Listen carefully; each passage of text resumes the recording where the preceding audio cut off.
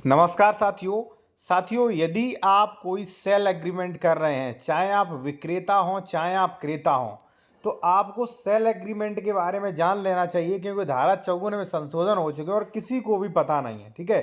और कई लोगों के मेरे पास फ़ोन कॉल्स आ रहे हैं कि सर मुझे बहुत बड़ा लॉस हो रहा है, बताइए हमें जो इतना लॉस पड़ रहा है, जो है मतलब प्रॉपर्टी नहीं खरीद रहा है या मान लीजिए प्रॉपर्टी दे नहीं रहा, तो ऐसे तमाम मैटर आ रहे हैं। तो आपको मैटर ये समझ लेना चाहिए। मैं बात करूंगा 3 पॉइंट पर, अनरजिस्टर्ड एग्रीमेंट के बारे में, टाइम बाउंडेशन के आधार पर, और धोखाधड़ी और विवाद के संबंध में। ठीक है। और अगर आप किसी भी मैटर में कंसल्टेशन विशेषज्ञ द्वारा लेना चाहते हो, एग्रीमेंट का पीडीएफ लेना चाहते हो, या कोई भी आप जमीन खरीद रहे डॉक्यूमेंट्स वेरिफिकेशन करवाना चाहते हो, तो हमारा कॉन्टैक्ट नंबर वीडियो की डिस्क्रिप्शन में मेंशन किया गया है। साथियों, सबसे पहले मैं आपको बता दूं कि सेक्शन 54 में क्या संशोधन हुए, क्या आप ध्यान रखें। ठीक है। सबसे पहले देखिए, जिन लोगों ने हमारी रजिस्ट्री ड्राफ्टिंग एवं नियम कोर्स की ई बुक खरीदी है, तो वो 2.5 ये देख सकते हैं। ठीक है। इसमें लिखा है सेल एग्रीमेंट के बारे में। ठीक है। देखिए साथियों, सेल एग्रीमेंट पहले सामान्य भाषा में आप समझ लीजिए, फिर तो आप समझ लेंगे। देखिए, जैसे मान लीजिए ए और बी के बीच में अगर कोई भी एक एक्स प्रॉपर्टी खरीदने बेचने को लेके कोई सौदा होता है, तो उस सौदे को कहते हैं हम लोग करार, कानूनी भाषा में। ठीक है, करार। लेकिन अब करारों के विषय में कुछ संशोधन अमेंडमेंट हो चुके हैं, जो आप लोग फॉलो नहीं करोगे तो आपको परेशान होगी। सबसे पहला है साथियों कि जो करार होगा इन दोनों के बीच में, वो रजिस्टर्ड होगा, यानी कि करार मतलब एग्रीमेंट रजिस्टर्ड होगा। ठीक है ना। अब आपने ये तो जान लिया रजिस्टर्ड होगा, लेकिन उसमें भी कुछ शर्तें डाली है। देखिए साथियों, कोई भी एग्रीमेंट है तो आप एग्रीमेंट को ऐसा तैयार ना करें जिससे भविष्य में विवाद होने की संभावना हो।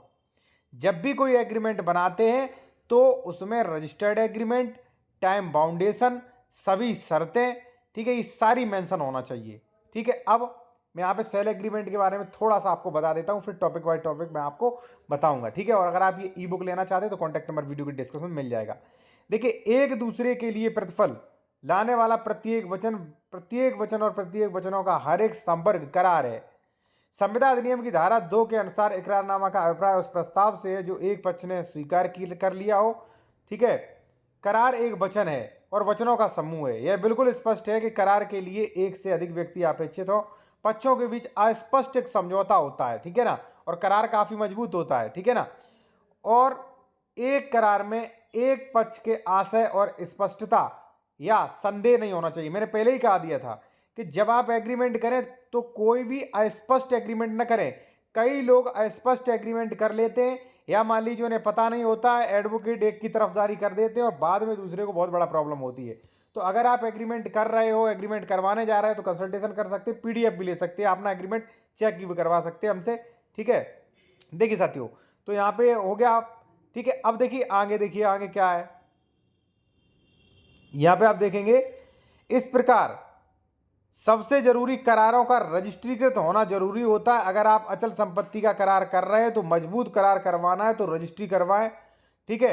और जो आपका ट्रांसफर एक्ट, जो यूपी ट्रांसफर एक्ट है, उसकी सेक्शन 54 देखेंगे तो उसमें स्पष्ट लिखा है कि भाई रजिस्ट्रीकृत करारों, जो भी मान लीजिए करार आप कर रहे हैं और 100 रुपए से ऊपर की मान लीजिए अचल संपत्ति है, तो ऐसे में रजिस्टर्ड करार होना चाहिए।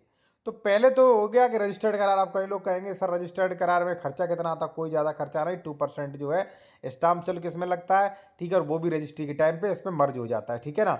दूसरा, टाइम बाउंडेशन। देखिए, आप ए और बी दोनों पर्सन अगर एग्रीमेंट कर रहे हो तो टाइम बाउंडेशन बेहद महत्वपूर्ण है। टाइम बाउंडेशन उसमें जरूर मेंशन करें, वरना आपको बहुत दिक्कत होगी, दोनों लोगों को दिक्कत होगी। ठीक है।